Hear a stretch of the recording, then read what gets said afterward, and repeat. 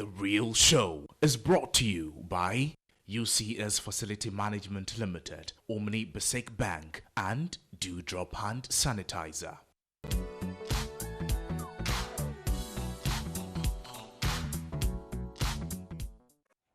It's a beautiful Friday evening here in Accra, and you're welcome to The Real Show with me, Ethel Poplampa. I'm sitting in for your regular host, Mahalia. Today we are going to have an interesting discussion on cybersecurity, but before we go into the discussion, we'll be right back.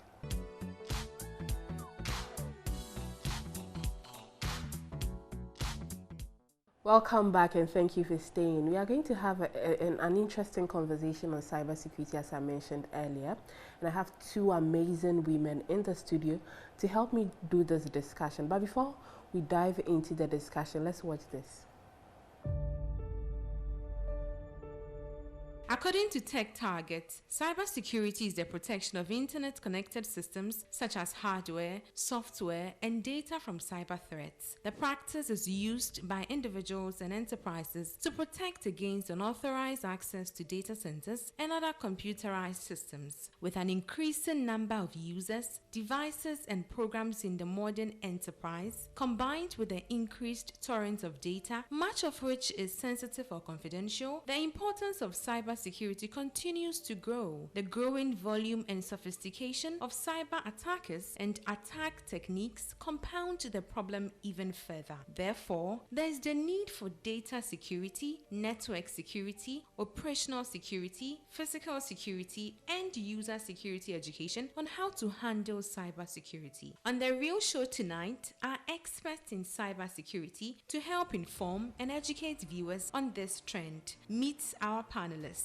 Awo Aidam Amenyah is the Executive Director of Child Online Africa, an NGO catering to the safer of children online. In 2019, she made headlines by climbing to the top of Mountain Kilimanjaro to raise awareness about child safety in online spaces. Awo's motivation for making the climb was to raise awareness among African leaders and other stakeholders on the dangers children face online and how they can be protected. As the gender officer of the Ghana National Education Campaign Coalition, she has been at the forefront of the call on government and other stakeholders to put in place measures to safeguard children within the cyberspace. Mrs. Audrey Mnisi Mireku is an information, cybersecurity, and data protection specialist. She was the director of security at Airtel Tigo Ghana. She was in charge in developing and implementing Airtel Tigo's information security strategy and ensured an end-to-end secure business environment. She is the current Computer Emergency Response Team lead at the Cybersecurity Authority of Ghana. Welcome to The Real Show.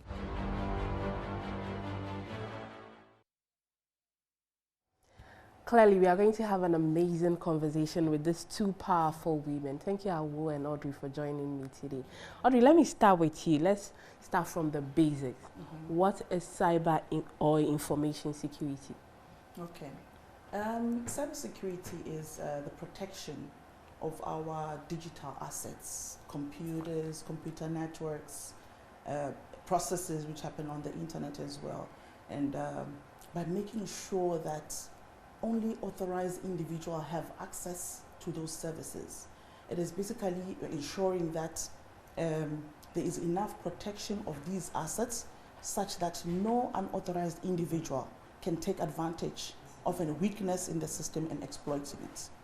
Oh, okay. Yeah. So what are some of the cyber crimes, what are some of the types of cyber crimes or attacks that can happen in the cybersecurity space? It could be your account takeover on social media. You're on WhatsApp, right? Yeah. So somebody can actually attack you, target you, and take over your WhatsApp account and be chatting as you and be reaching out to your contacts, requesting for funds. Basically, it's somebody taking over you and representing you, misrepresenting you. It could be also that you are running a shop on Instagram or on Instagram, and somebody mimics your shop and starts selling or advertising as if he's selling the same goods as you. Then in the event, somebody reaches out to say, makes a purchase from your shop. the person is defrauded. Why? Because we're just mimicking your shop. He doesn't own a shop, because with the internet, it is very easy for somebody to actually sit in his own space and set up a shop. It is also taking advantage of somebody, like bullying. That's what we call cyberbullying, where we could be. It's a simple thing such as taking a picture together, then you cut me out of the picture. That is seen as bullying as well. It is sometimes you post you post on Instagram or your Facebook, and you make nasty comments. That is cyberbullying. It's quite a lot. We also have what we call the publication of intimate images. That is also cybercrime. We're also looking at the use of computers to facilitate things like child trafficking. That is also cybercrime. It's quite a number of things. The conversation is even getting more interesting, and I'd like to know more, considering the fact that almost everybody now is on the internet space one way or the other. I'll come back to you, but tell me, how and why did you get interested in children and women protection online? How did it start for you? So I take you from where Audrey left off. So the threat landscape is vast, and children and women seem to be the most vulnerable people as far as the crimes are concerned. It's not to say that boys or men are not affected, they are, but their resilience level is not as low as that of children and women. And so as someone who works to protect young people from violence, it became imperative that somebody needed to start this conversation because nobody was doing it. So I thought, okay, how do we do that? But then going deeper, you get to understand that the threats or the risk in the space is not only about the child becoming a victim, but the child again, or the woman, can also be a perpetrator of the crime. Yeah. So when it comes to that, you're now trying to see how you balance the nuances. How do we make sure that people are not becoming slaves to the devices or the space, but becoming masters, or becoming people who could have skills to design solutions that will be helpful to humanity and society at large. So those were some of the considerations that went into us taking up the campaign, to say that we needed to give a voice to this kind of situation, and also make sure that there is that balance between having access and doing something in the space. Because you can have access and do the wrong things in the space. But there's also a way of you having access and understanding how to utilize the access that you have in order to take advantage of opportunities, which are in fact numerous in the space. So clearly those were the things. So for the young person to have skills, for the young person to be responsible at the use of devices, and for the young person to know how to react to situations, because without that, then they are just going to be there. Things will happen to them. Some might lock down their accounts because they've been bullied or harassed.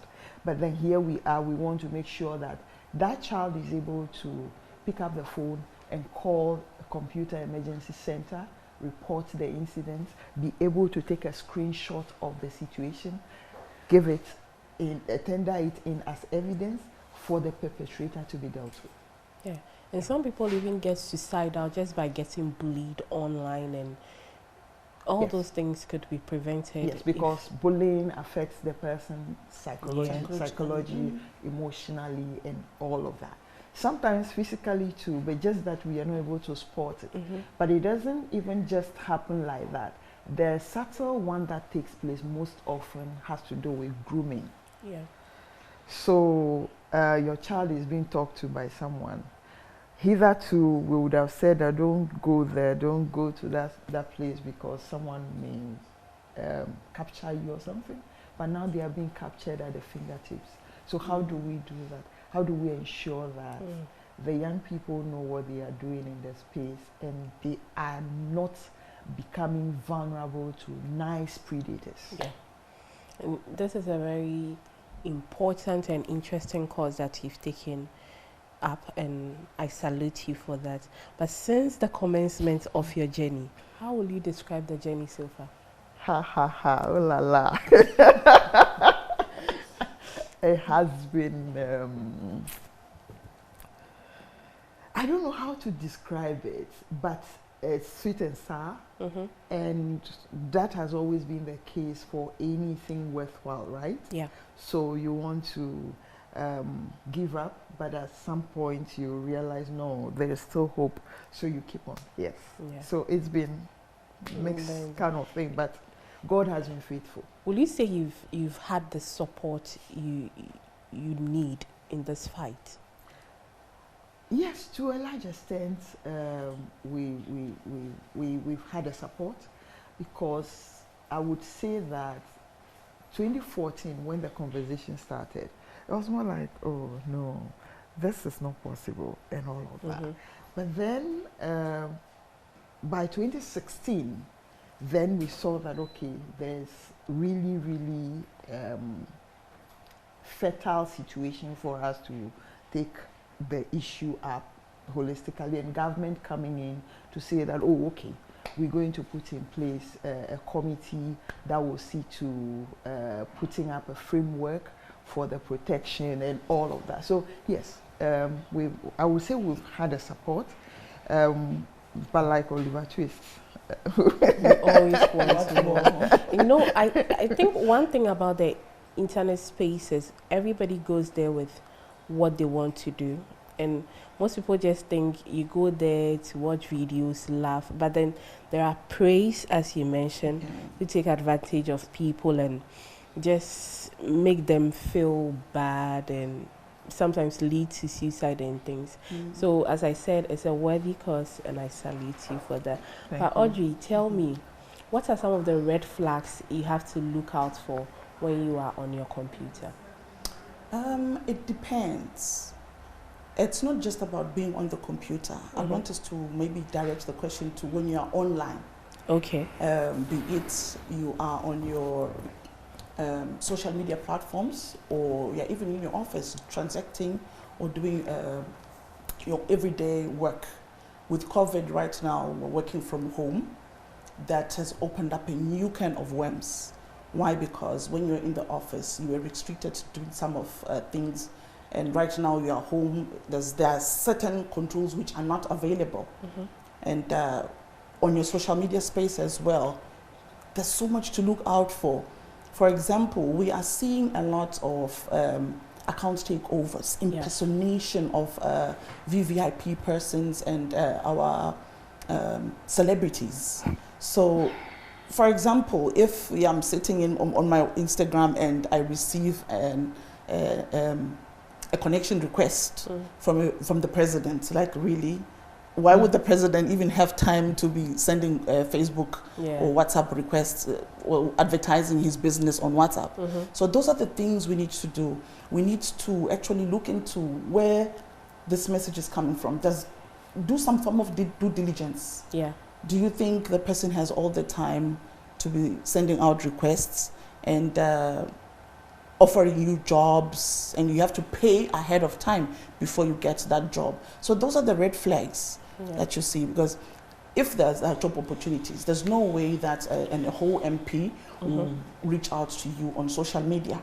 There are certain structures in place that they can actually reach out to you via. So there are quite a number of red flags you can look out for. This conversation about people sending you requests, recently this screenshots of someone purporting to be the Queen of England. I saw that one. I was like, if you fall for this and you get duped, you are to be blamed, because we don't have the same exposure and maturity. You understand? Somebody will just be excited to see, because there's the name Queen Elizabeth and the image of Queen Elizabeth. For somebody who has only seen Queen Elizabeth from books and then she can relate to the image, then it is only when you follow through the message, and if you are knowledgeable, that is when you'll be able to tell, Queen Elizabeth, she's asking for CDs. Yes. She shouldn't be asking for And her son pounds. is a Ghanaian. You understand? So there are certain red flags here and there, but there are some that have been crafted very well. It's very difficult for one to tell. So it is more of awareness creation that we need to do. People need to be hungry for information to be able to identify these things. I've also been impersonated myself, and quite a number of people, and there's so much out there. It is so scary. Yeah. And you know what excites me about what Madam Awo is doing is, I like the fact that she even started earlier to actually even converse with government, be an advocate for this. Why? Because can you imagine if her work did not exist before COVID, where our children were forced to venture into this online world all by themselves? Remember, me and you are still trying to figure it out. We are also not very knowledgeable of what are the do's and don'ts of the internet, right? And the cyber criminals are ahead of us. So all the work that has been put together to protect our children online, and the work that she's been doing, even with the government, it goes a long way. And I'm very passionate about children online. I'm with the Computer Emergency Response Team. Immediately an incident is reported and it has to do with a child, we give it top priority. Yeah. I've known people who have lost their accounts because of links sent to them. I know somebody who lost the account when he clicked on a link indicating that his brother is in a competition and if he has to vote for his brother through this link, and the ideal thing he did was just click the link and then that was his Instagram account. Okay. So, what do you do from then? That is what we call phishing. Yeah, okay. Where like somebody throws in a bait, immediately you see the bait, maybe it's interesting to you, then you are forced to click on the link, or out of curiosity, you click on the link, so you're catching the bait. And immediately you do that, there could be something hiding behind that link, which could now actually take over your entire device. It could even be your computer in the office. So you can imagine all the your work files are now exposed to that criminal. Sometimes it's even targeted. They're targeting CEOs. Once they take over your account, basically they become you. They can do anything under your name. So there's a lot that we are seeing, a number of such incidents. We have our incident reporting point of contact where we can assist you. One of our mandates at the Cybersecurity Authority is international cooperation. Why? Because most of these services are not Ghanaian owned, they're international. So we have forged partnerships with these OTTOs where we now fight cyber crimes together. So if your account, or you know anybody whose account has been taken over, be it LinkedIn, Facebook, Instagram, you can reach out to us. We'll ask you a few questions, then we'll report the incident directly to the platform owners. Okay. And apart from we all here agreeing to the fact that what you are doing is highly commendable, I'm also amused and amazed by how hard you go for this cause. You have climbed the Kilimanjaro for this cause to raise funds for what you are doing. Tell us about it. I'm interested. Okay, point of correction. The Kilimanjaro was not for fundraising. Okay. Maybe fundraising was part of it, but it wasn't the priority. The priority was to create visibility for child safety. And we had to do that because, yes, in Ghana we started the conversation and it was going well, government embraced it. But then you know that internet does not have boundaries or borders. So clearly we saw child abuse imagery coming from Kenya and places, and people were circulating them. Oh, this is a child, this is a Ghanaian child. So people start being alarmed at those things. So we sat down one day, we were like, no, this cannot continue forever. So we started investigating what is happening in other countries. Do they have the same systems as we have started building up in Ghana? And we realized no, most of the countries had not even started. So it became important for us to now do something which would bring attention to the issue. So that was what led to Kilimanjaro. And it wasn't meant to be me alone. It was meant to be quite a number of people, but they all gave up along the way. Mountaineering is not an easy task. So tell us about your experience climbing, some of the memories, your highlights. For me, going there, one thing was just the goal. Yeah. Hitting the top and making that statement for the child. I recall when I got to day 3.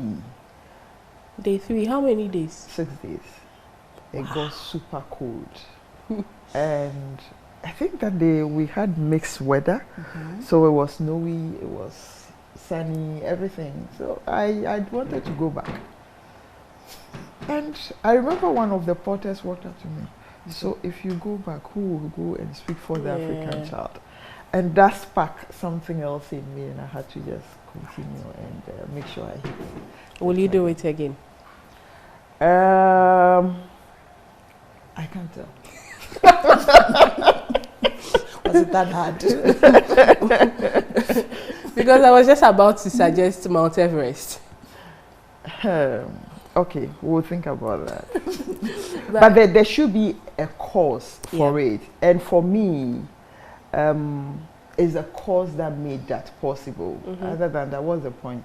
Yeah. You come back 6 weeks, your hands are so numb, you can't feel hot things. Wow. And I mean, it's not a good feeling, but you had to do it because of the cause. So when a cause comes or when the need arises, maybe. Yeah, but then there's that serious drive to make sure that the case of the child is heard. And clearly, yes, by the grace of God, it was the case. So for me, I'm happy for it. Yeah. Some of the social media apps that we use now try to have some regulations, but then children somehow find their way on the app. Apart from social media regulations, what do you think can be done to regulate how children find their way to the internet space? All right, I always say that we parents should be the next destination for the child. The apps are there, but they cannot protect wholly. And it will interest you to know some of the smart young children can even overtake the app and do something else. So I personally don't believe much in just the technical protection, but there has to be that relationship bridging the technical protection. So if you have, let's say you've activated an anti-spam platform activated for you by your service provider, you still need to hold that conversation with your child. Yeah. And it's important holding the conversation with the child because you are building trust. And where digital trust is high, digital friction is low. So when you engage in the space with that young person and they get to understand why mommy or daddy is talking about this, and probably you end up setting up rules, it's easier for them to comply than you getting up and saying, don't do this, don't do that. And that is what we want to move away from. We don't want the situation where we say, don't go on Facebook because Facebook is bad. No, we want to hold a conversation. What are you doing on Facebook? Yeah, because can we set goals? Can we determine what we want to do before we go? And all of that. So making it conversational and making sure that you are the shoulder for them to lean on when the need arises. Because your child might not be overtaken by inappropriate content, but your child might be overtaken by misinformation. So how do we then balance that? It will boil down to what we discuss with them and how we relate to them. And once we do that, then they know that, oh, okay, when I tell mommy someone has insulted me, mommy will not confiscate my device or will not seize the device from me, but mommy will talk to me. So they know that they need to connect, but they also need to disconnect. And they should also know how to respond to threats or bullies when it happens, and they should know when to shut down their devices. Yeah, because the point you made is very, very valid. Because I was just about to ask that with the kind of environment African parents create at home, how do we get the parents' word to the children to be solid as much as that of their peers at school? But you've touched on it beautifully. You're still watching The Real Show with me at Awo Aidam. We'll go for a short break. When we come back, the conversation continues.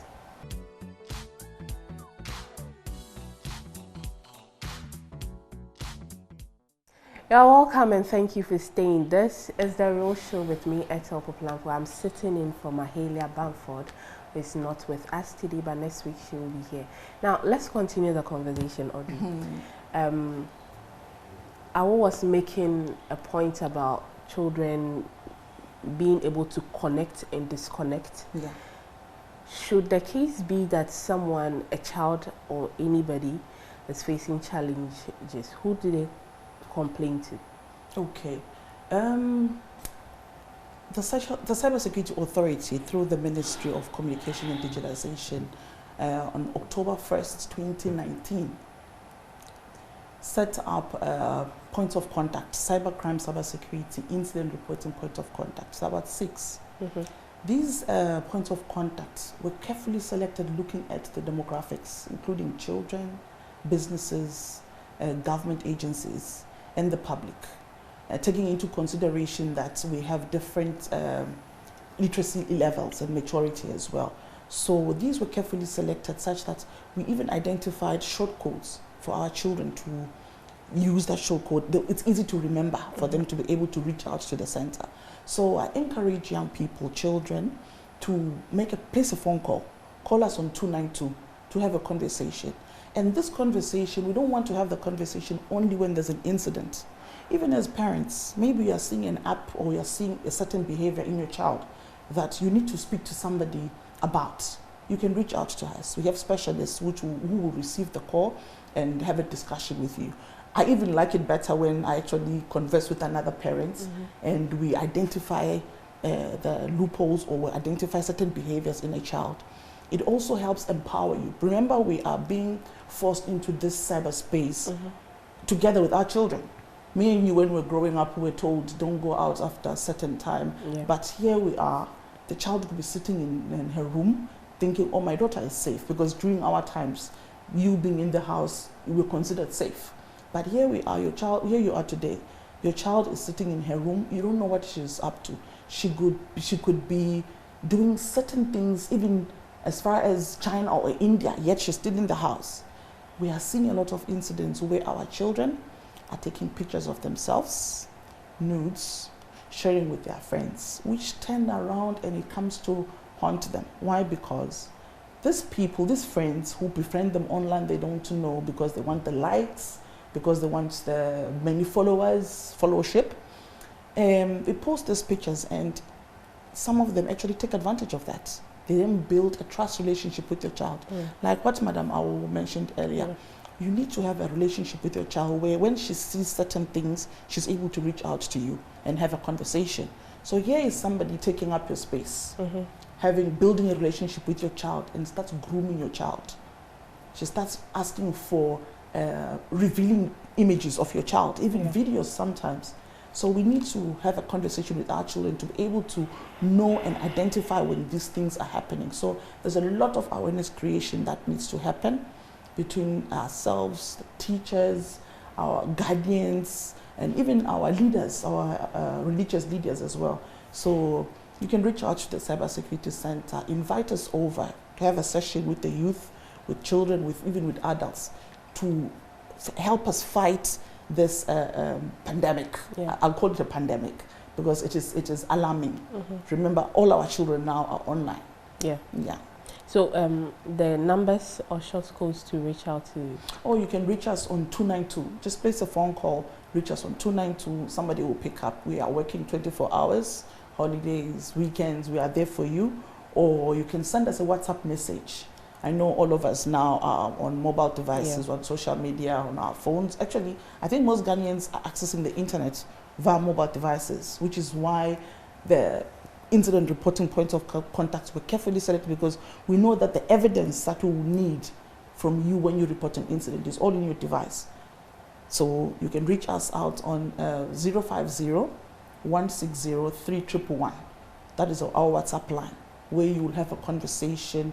You are in the comfort of your home. You don't have to come over and embarrass yourself. For some people, because you're already a victim when reporting this. It's sometimes somebody might think, how could you have fallen for this? And you feel re-victimized when somebody asks you such a question. But in the comfort of your home, you can reach out to us and we can have this conversation. So go over the WhatsApp. The WhatsApp line is 050-160-3111. And the so short 311. For a phone call, it's 292. 292. Yeah, and you can also send us a text message on 292. We'll receive it. You can actually even prompt us to call you back. We'll call you back and have a conversation. Remember, it's our children. They might not even have credit. So you can just reach out to us that I'm trying to report an incident. Can we flash? It would be best you reach out to us so we know that it wasn't a mistake. Yeah. Remember, a short code, it could be that the phone or your device is in your pocket and you misdial. Then if you flash, we will not really know whether it is a real incident or not. Yeah. And we'd like to keep our lines open so that if there's somebody who needs to report an incident, he's able to get through to us. Right. Yeah. Awo, you made a point about parents being able to regulate when to connect and disconnect from the internet when it comes to their children. So let's use the word supervise. Supervise. Right. Do you think there's an appropriate age for a child to access the internet space?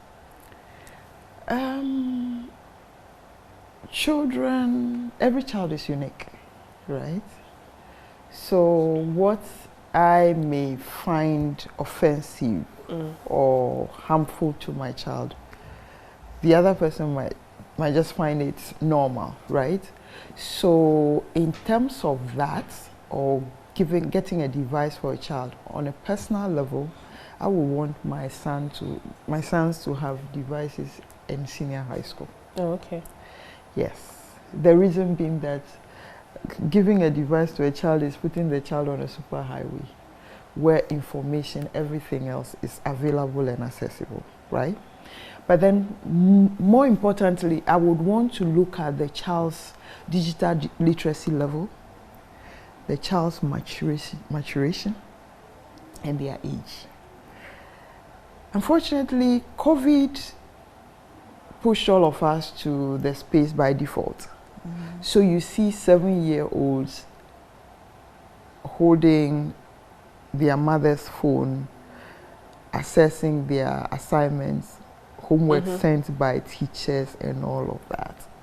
What can we do under such circumstance? Because it's more like they are teleworking. Some of them are even using mommy's laptops to work with and stuff like that. That's the reality we are faced with. But the key thing for parents is the supervision.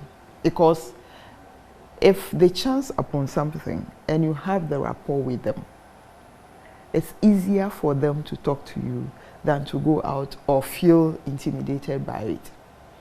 And let me chip in this. There are instances where we allow the children to visit grandma.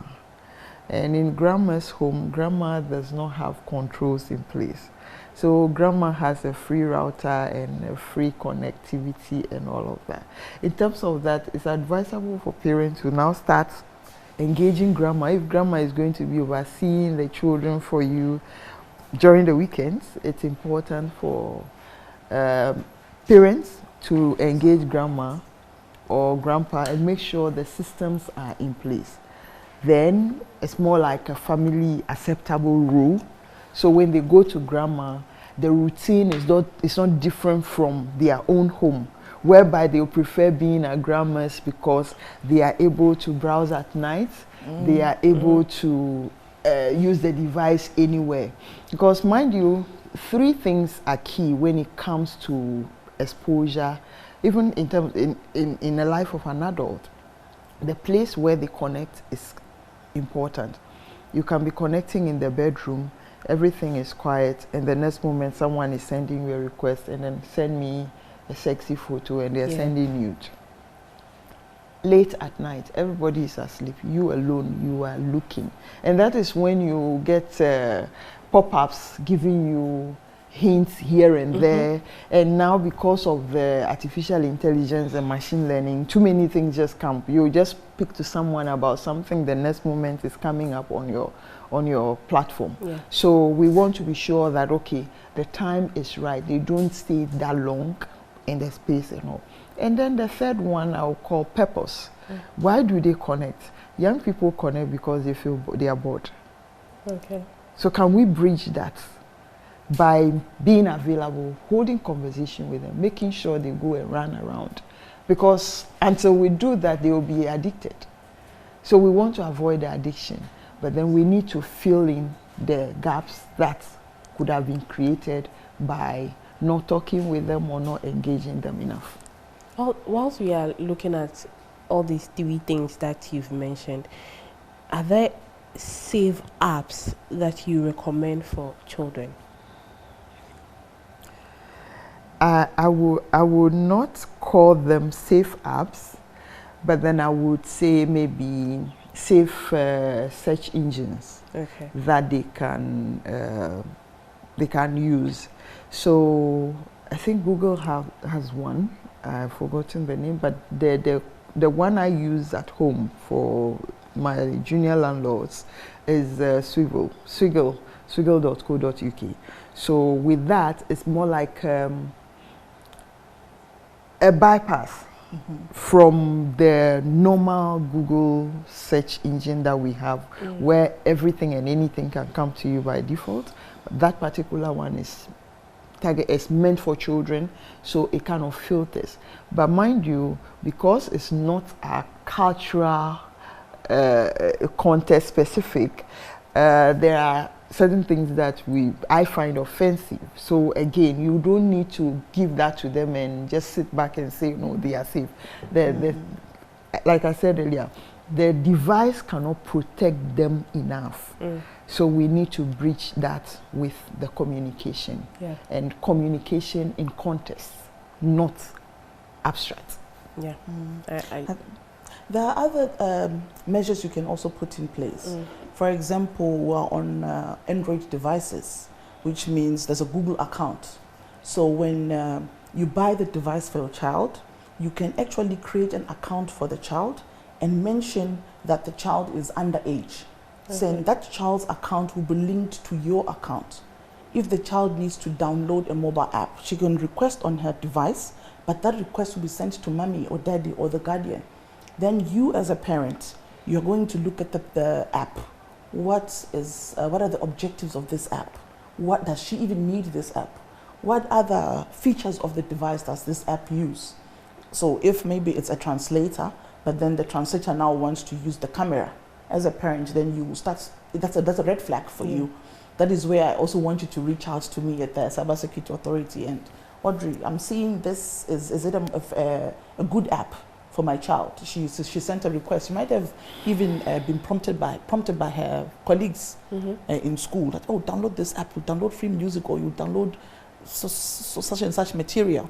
So if you have that conversation with us, we will then look into it. We don't know it all, but we have the skills and we have the team to actually research and give you feedback. Oh, okay, it's a good app. It looks like most children are now using it for good. But then always be on the lookout. It's not, because what is safe today might not be safe tomorrow. So yeah, you can just simply link your child's account to your account. Then anytime they request for new mobile apps, you get the request. And you can even control the time they spend on the device. And that's notwithstanding the fact that you still have to have a conversation with your child, because you don't want your child to go to his peers or her peers for advice. You want to have that first-hand conversation with your child. One of the ways to also go about that is, I call something the 7-day rule. So, for instance, now you know the name of the app. So you downloading the app, you watching the features for day 1. Day 2, you might be looking at reporting channels. Day 3, you might be looking at characters that are featuring on the app.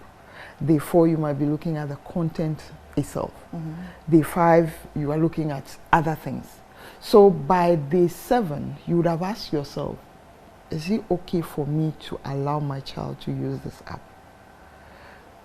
Then you can now confidently say, okay, I'm downloading this app for you. But then if it doesn't work that way, then you engage the child to get to understand that, okay, this app is not okay for you because of A, B, C reasons. So you want to avoid that. We have YouTube, which is meant for kids. Yeah, YouTube but Kids. recently we realized that even that on that platform, there have been suicidal content coming out for children. The challenges. Inappropriate content coming up for them. So nowhere is cool. So you want to just keep an eye. Not to be the mother hawk kind of situation, but you want to just know what is going on, just engage with them, just so you know what is happening in their world. Nowhere is cool, but then we will try to protect as much as we can protect, not the mother hawk approach. So let's talk about legislation. Recently, there has been some legislations enacted. Take us through these legislations and the punitive measures. Okay. We have quite a number of legislations. One being the Data Protection Act. The Data Protection Act actually gives you the authority to actually demand how you demand of what's the word? It actually gives you the right to actually demand and request for certain controls to be put in place to protect your data. You can actually even tell a service provider that is collecting data about you how long they should keep that data. We also have the Cybersecurity Act, the recently approved Cybersecurity Act. Cybersecurity Act has so many provisions in it. For example, the provisions for children. Today, we also have the Electronic Communications Act, which also has to do with protection of our transactions online on things that service providers are allowed to do and not to do. When you look at some of the sections of the Cybersecurity Act, you see that there are provisions for children, how children should be protected online. We've had some of these laws before, but there were certain things that did not clearly state or actually even criminalize some of these activities happening to our children. So these are some of the legislations that we have, and I would advise all of us as parents, there are quite a number of provisions in there, even us as women. The type of incidents that we receive, I can say about 75% of the victims are women and children. That should give you an overview of what's happening. We are victims and we are being re-victimized. So it's important for us to know our rights, which is the data privacy within the Data Protection Act, and also let's acquaint ourselves with the Cybersecurity Act and protect ourselves and know our rights and what to demand for from service providers. Yeah, so how can free and open source software help when it comes to cyber security? And with that, can you please take us through what free and open source software is? Okay, so when you talk about software, it's you have a number of programmers developing solutions to solve certain problems. It depends on the owner or the developer of that application to decide that I can open my software, or I can share this code to be used by other programmers to build on it and solve other problems. So when you talk about open source or commercial applications, it's more of, I'm locking mine, I want you to pay for it. Things like applications like Microsoft Word. You can't make a change on Microsoft Word, even though you feel like maybe this icon should be yellow, you can't change it. So that one is closed. But when you talk about open source, the code is there for you. You can change it and you can solve other problems which exist within your community. Basically, it allows us to make changes to solve problems for us, by us. In fact, I'm an advocate for open source. Why? Because these applications are expensive. And it's not like these applications are developed and the money retains in Ghana. Most of these applications we're using today are not even developed in the country. So if you buy or you subscribe for this open applications, the money goes out. And they don't even pay taxes for that. Yeah. So, but if we use open source, we develop solutions for us to solve problems for us, we'll definitely use them here. And those institutions who actually use open source, they pay taxes in the country. For that is one. And also maintaining these applications is very expensive. If it's open source, you all normally have a community that works to try and fix those problems together. So it's not like once you develop something, then you are on your own. No, you actually have other people. It's a community. You have shared resources which help in resolving problems. So even if you are having challenges, you can actually reach out to the communities and say, oh, this is what I am facing. How do I fix it? It becomes even a challenge amongst the other programmers on how to resolve that issue. And we've seen a lot of papers being written that this is, and it's a matter of us even allowing us to share freely, because we all have issues and we are not even at the same level in terms of access to financial resources. You understand? So those applications being available, us being able to utilize them and use them to solve our problems, it's a good way of us sharing. Yeah. Have there been any government policies about open source?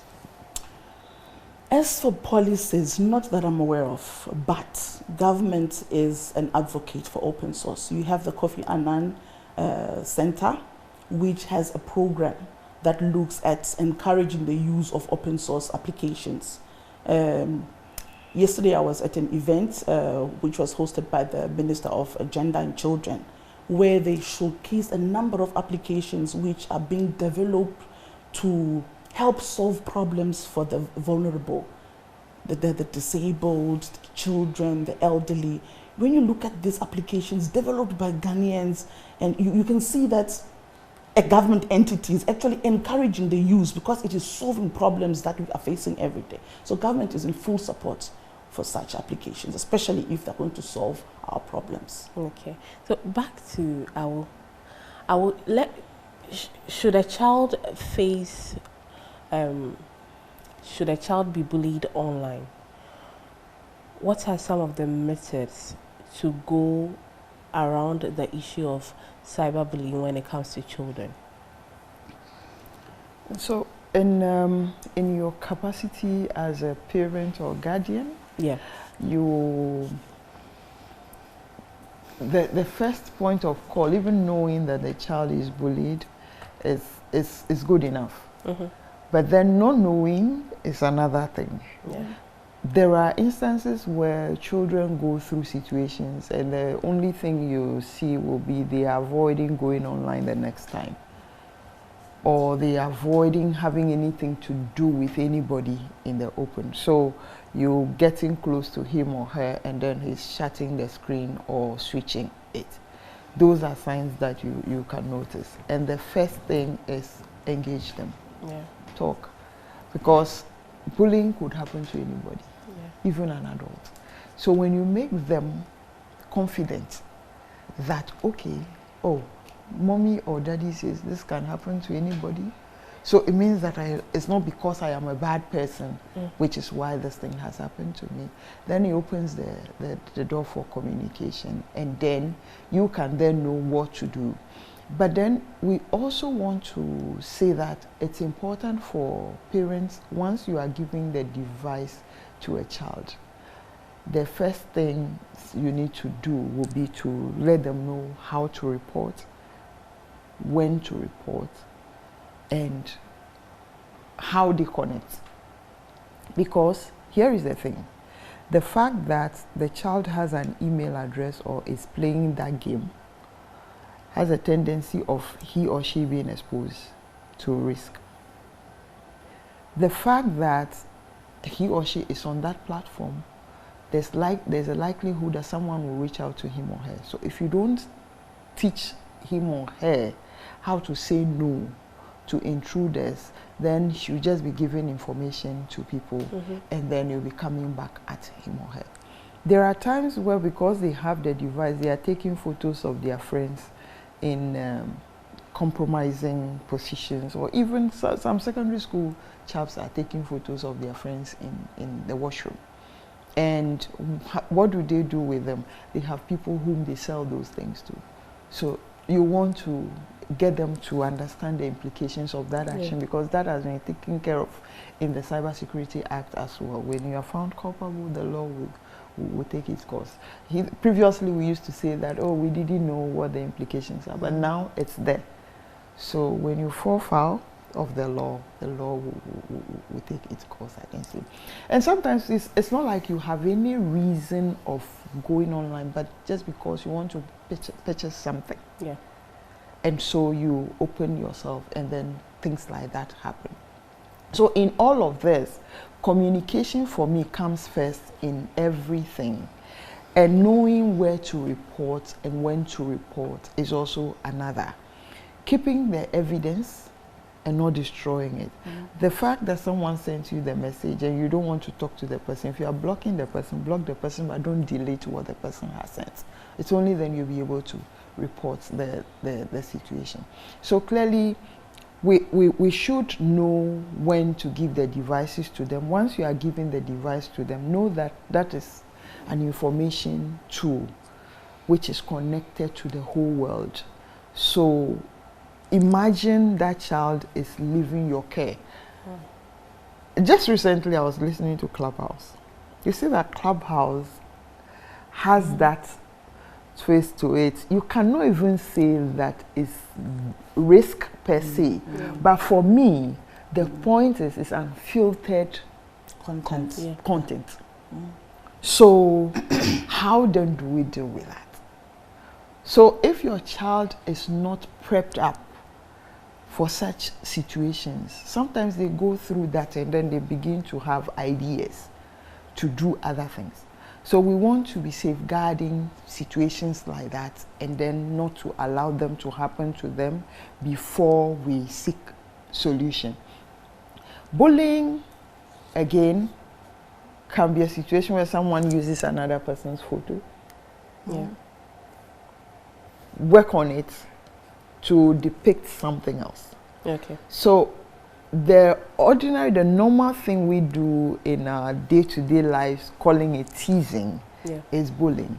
And so if we are becoming part of a global world or digital world, it's important we adhere to the ethics. Right. Because we might take this local life to a stage whereby you'll be made to pay a fine for destroying somebody's life. So bullying is one of the things we shouldn't take lightly. Politicians are doing it, celebrities are involved in it. I mean, all manner of people are involved in it. So as much as possible, let's talk our children out of it, and let's get to know the basics. There are a lot of information, education materials that we produce to help parents in such situation. And we are even translating the Cybersecurity Act into some of the major local languages, and even having an audio versions of it for people to know. Thank you very much. We as much as I'm enjoying incident, and we are able to tell which crime has been committed. Okay. I also like the point that Madam Awo mentioned, that it is important to teach our children to preserve the evidence. In as much as they don't like what they're seeing, that evidence is key. Why? Because it also helps us to identify exactly how these perpetrators are committing these crimes. And once we know how these perpetrators are committing these crimes, we are able to put together material which we use to now go out in schools, in churches, and educate those that have not even experienced it, so that if by any chance they come across something similar, they're able to identify. Okay. So the WhatsApp number, don't call it. Just send a WhatsApp number. Just reach out to us via WhatsApp. Yes, 050-160-3111. Thank you very much, Awo and Audrey, for joining me. This discussion has been very insightful, and I'm grateful you were able to make time so that we could have this all-important conversation. And thank you at home for watching me. My name is Etopo Plampo. I sat in for Mahalia. See you next week.